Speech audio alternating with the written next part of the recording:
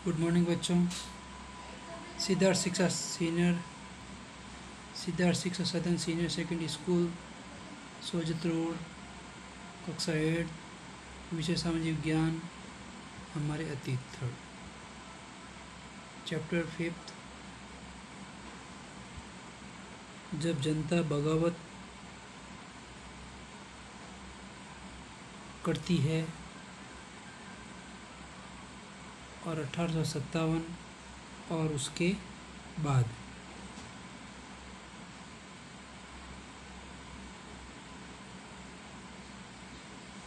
तो देखिए बच्चों कि जनता बगावत करती है तो क्यों,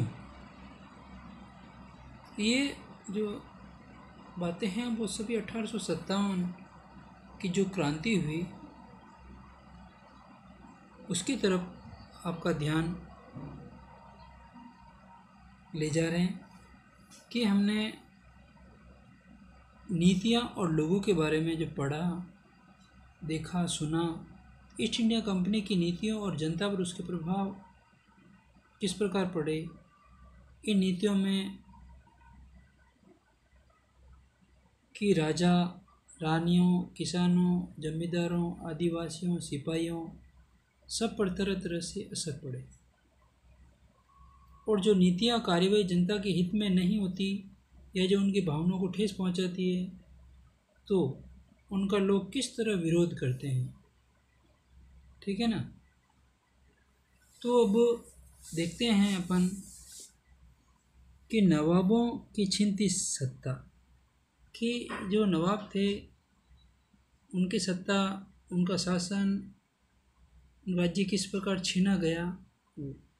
18वीं सदी के मध्य से ही राजाओं और नवाबों की ताकत छीनने लगी, उसकी सत्ता और सम्मान दोनों खत्म होते जा रहे थे। बहुत सारे दरबारों में रेजिडेंस तैनात कर दी गई, मतलब जो राजा और जो नवाब थे उनकी तो सत्ता ख़त्म कर दी, उनको वहाँ से हटा दिया गया और रेजिडेंस राजाओं की जगह नियुक्त कर दिए गए।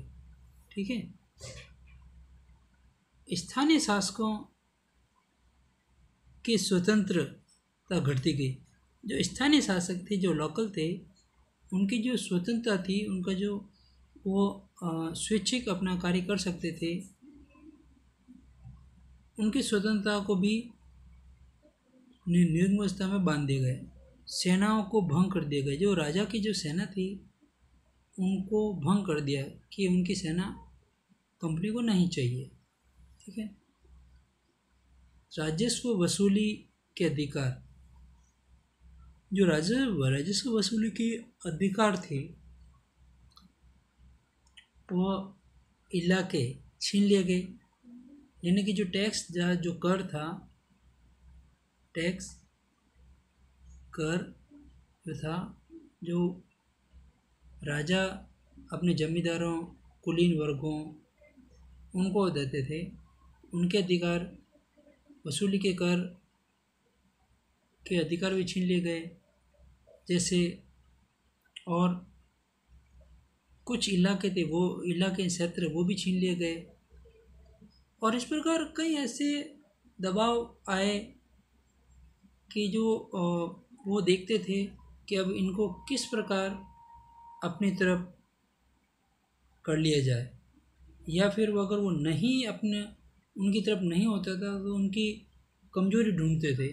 जैसे झांसी की रानी, झांसी कहाँ है? उत्तर प्रदेश में। ठीक है ना, यूपी में। झांसी की रानी लक्ष्मीबाई चाहती थी कि कंपनी उनके पति की मृत्यु के बाद उनके गोद लिए बेटे को राजा मान ले। उन्होंने एक पुत्र को गोद लिया, तो झांसी की रानी लक्ष्मीबाई चाहती थी कि जो गोद लिया हो, जो दत्तक पुत्र है, उसको राजा माना जाए, लेकिन कंपनी ने ऐसा नहीं किया।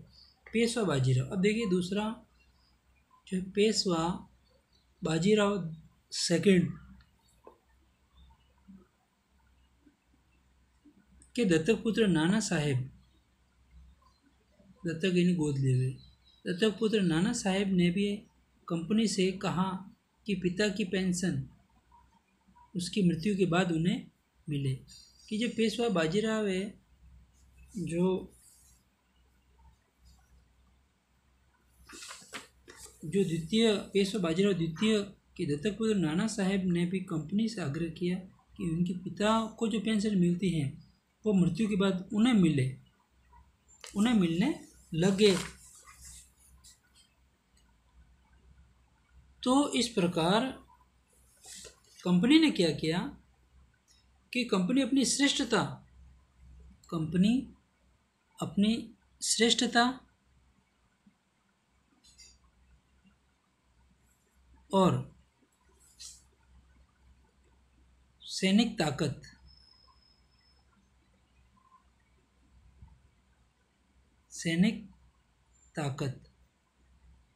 के नशे में चूर होकर कंपनी ने इन निवेदन को ठुकरा दिया। इन निवेदनों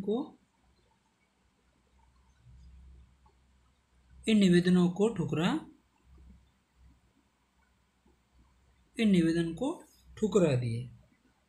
ठीक है, अब देखिए आगे, अवध की जो रियासत थी उसमें देखते हैं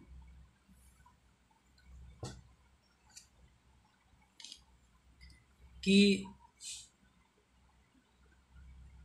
अवध की रियासत अंग्रेजों के कब्जे में जाने वाली आखिरी रियासत थी।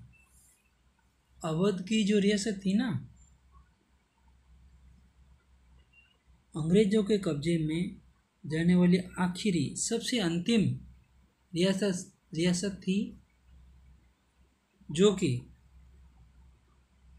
1801 में, कब 1801 में अवध में एक सहायक संधि थोपी गई। अवध में कौन सी संधि थोपी गई? सहायक संधि। कब सौंपी गई? 1801 में। आखिरी रियासत कौन सी थी? अवध। अवध कहाँ? यूपी में। ठीक है ना। कंपनी द्वारा जारी किए गए सिक्कों पर मुगल बादशाह का नाम हटा दिया गया। अब कंपनी ये चाहती थी कि इस प्रकार इनका कोई प्रूफ नहीं हो, हर प्रूफ को वो नष्ट कर रहे थे। तो सिक्के जो होते थे, पहले सिक्कों पर क्या करते हैं, राजा महाराजा अपनी प्रसिद्धि के लिए सिक्के डलवाते थे और सिक्कों पर उनका स्वयं का फोटो ये होता था।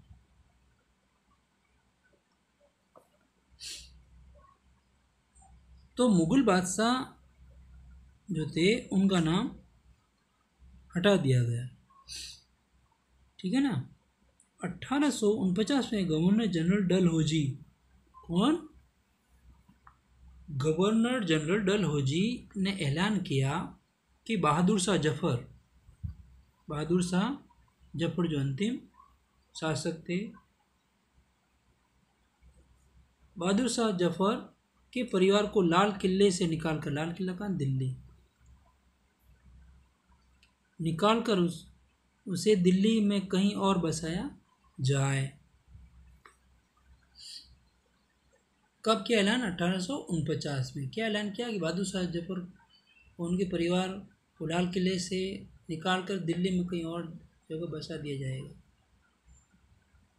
अब देखिए 1856 में गवर्नर जनरल कैनिंग ने फैसला किया कि बहादुर शाह जफर आखिरी मुगल बादशाह होंगे, और ये भी उन्होंने 1856 में गवर्नर जनरल कैनिंग ने फैसला ले लिया कि बहादुर शाह जफर जो है वो अंतिम यानी आखिरी मुगल बादशाह होंगे, इसके बाद कोई नहीं होगा। इसका मतलब ये था। अब देखिए उसी प्रकार इसका मतलब ये है कि उनकी मृत्यु के बाद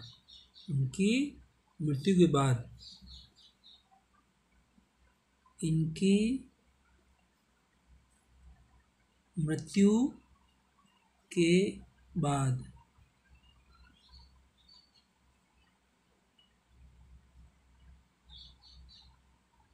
किसी को बादशाह नहीं माना जाएगा, नहीं माना जाएगा, या इनके वंश से भी किसी को नहीं, है ना।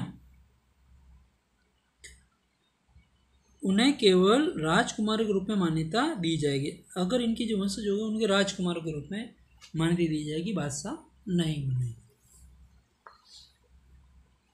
किसान और सिपाही। अब देखिए, गांव में किसान और जमींदार भारी भरकम लगान और कर वसूली के लिए सख्त तौर तरीके से नाराज थे। तो अब वो जो किसान और सिपाही गांव में जो जमींदार किसानों के ऊपर जो भारी भरकम कर लगाया जाता था, उससे वो बड़े ही परेशान रहते थे, ठीक है ना। तो इस प्रकार टैक्स की वजह से बहुत ज़्यादा परेशानी होने लगी। तो बहुत सारे लोग महाजनों से लिया गया कर्ज भी नहीं लौटा पा रहे थे, और इसके कारण उनकी पीढ़ियां पुरानी जमीनें हाथ से निकलती जा रही थी। फिर जो जमीनें थी उनके पास, उनकी जमीनें भी हाथ से निकल रही थी, क्योंकि कर्ज नहीं लौटा पाते थे, वो जमीनें ले लेते थे, ठीक है ना। तो कंपनी में काम करने वाले भारतीय सिपाहियों के असंतोष के कारण, कि जो कंपनी में काम करने वाले जो भारतीय सिपाही थे उनमें असंतोष किस प्रकार फैला। वे अपने वेतन भत्तों, सेवा शर्तों के कारण परेशान थे। जो उनको पेमेंट मिलती थी और पेमेंट के बाद उनको कुछ एक्स्ट्रा चार्ज भी पैसे में मिलते थे, वो भत्ता होता है। और सेवा शर्तों के कारण वो परेशान थे, कभी वेतन उनको कम मिलता था, कभी भत्ता नहीं मिलता था, इसलिए वो परेशान रहते थे। कई नए नियम उनकी धार्मिक भावनाओं और आस्थाओं को ठेस पहुंचाते थे। कुछ ऐसे नए नियम भी बने जो धार्मिक भावनाएं, जैसे ये मान लें कि रॉयल एनफील्ड नामक राइफल पर क्या करते कि जो बारूद भरते उसको पहले उसके ऊपर क्या गाय की चर्बी लगा दी गई। तो कुछ लोग इस प्रकार ये अपने धर्म के खिलाफ मानते थे। ठेस धार्मिक भावनाओं को ठेस पहुंचाने और आस्थाओं को ठेस पहुंचाने के कारण वो इस प्रकार परेशान रहते थे। 1824 में देखिए क्या हुआ कि सिपाहियों को कंपनी की ओर से लड़ने के लिए समुद्र के रास्ते बर्मा जाने का आदेश मिला, तो उन्होंने मानने से इनकार कर दिया। जो ये बर्मा वाला भाग है,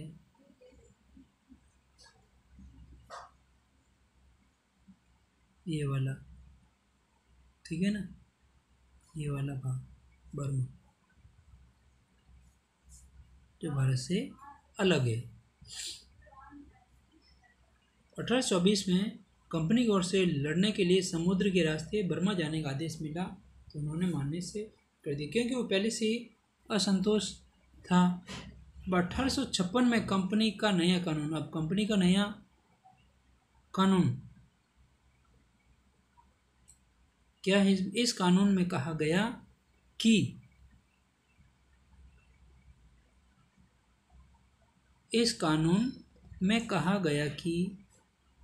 अगर कोई व्यक्ति कंपनी की सेना में नौकरी करेगा तो ज़रूरत पड़ने पर उसे समुद्र पार जाना पड़ेगा। 1856 में नए कानून जो बनाया ना, उसमें क्या था कि इस कानून में ये कहा गया कि अगर कोई व्यक्ति कंपनी की सेना में नौकरी करेगा तो ज़रूरत पड़ने पर उसे समुद्र पार भी जाना पड़ेगा।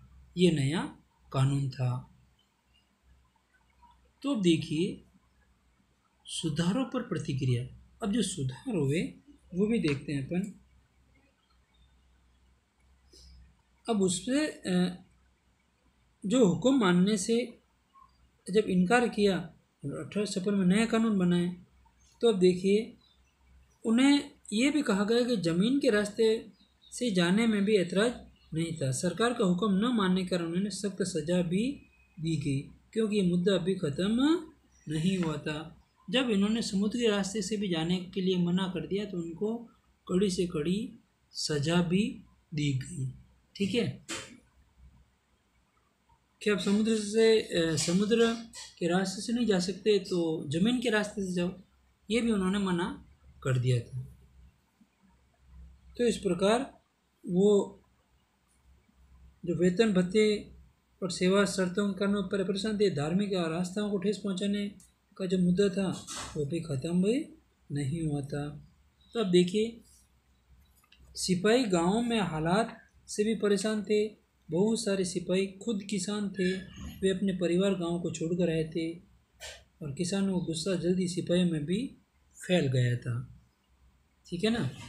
अब देखिए सुधारों में प्रतिक्रिया, सुधार किस प्रकार हुए वो देखते हैं। कि अंग्रेजों को लगता था कि भारतीय समाज में सुधार जरूर होना चाहिए, कुछ न कुछ सुधार जरूरी समझा गया।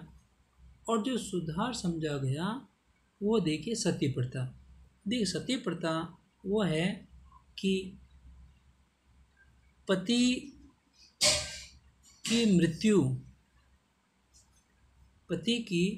मृत्यु होने पर पत्नी जिंदा जलेगी साथ में। ठीक है ना, वो सती प्रथा कहलाती है। सती प्रथा को रोकने और विधवा विवाह को बढ़ावा देने के लिए कानून बनाए गए। ठीक है ना प्यारे बच्चों, आपको वीडियो अच्छी तरह से सुनना है, अच्छी तरह से समझना है। तो ये बात तो माननी पड़ेगी कि कहीं अपन और भी आगे पढ़ेंगे तो अंग्रेज़ों ने कहीं न कहीं, देखो कहीं नेगेटिव है तो कहीं पॉजिटिव भी है, कहीं न कहीं समाज को सुधारने की कोशिश भी की। हाँ, वो अपने स्वार्थ के लिए सोच रहे थे, लेकिन कहीं न कहीं कई सुधार भी किए तो कहीं नुकसान भी हुआ और कई सालों पीछे ये भारत चला गया। लेकिन उसके पीछे एक सोच तो ये भी है कि उन्होंने कुछ तो कुछ किया भी है। ठीक है ना। तो बच्चों आप अच्छी तरह से वीडियो को सुनना है, अच्छी तरह से प्रश्नों को समझना है, प्रश्नों को पढ़ना है ढंग से, जिससे कि आप अच्छी तरह से प्रश्न कर पाएँ। ठीक है, ये आपके सामने प्रश्न दिखाई दे रहे हैं और आप जो है वीडियो को सुन करके ही प्रश्नों को उत्तर दें और प्रश्नों को एक बार अच्छी तरह से पढ़ लें, उसके बाद ढंग से समझ के उत्तर देवें। और आप लगातार पढ़ रहे हैं, अच्छी तरह से कार्य कर रहे हैं और घर बैठा आप मैप का भी थोड़ा प्रैक्टिस कर लें।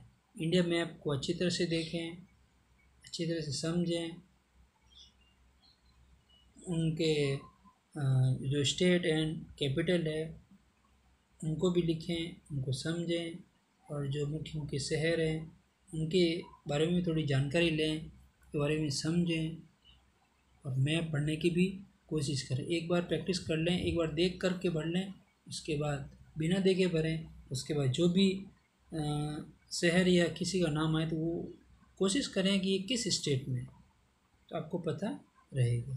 ठीक है, जैसे 1857 की क्रांति हुई, क्रांति में कौन कौन से जगह थी, कहाँ क्या क्या चीज़ें हुई, उनके बारे में जानकारी लें। तो इंटरेस्ट होना चाहिए पढ़ाई में। प्यारे बच्चों, आप अच्छी तरह से समझे, घर बैठे हैं, स्टे होम, स्टे सेफ। और आप से रिक्वेस्ट है कि आप थोड़ा सा ध्यान दें कि जो विद्यालय शुल्क है बकाया जिस किसी भी बच्चे का है वो ज़रूर जमा करें। Thank you.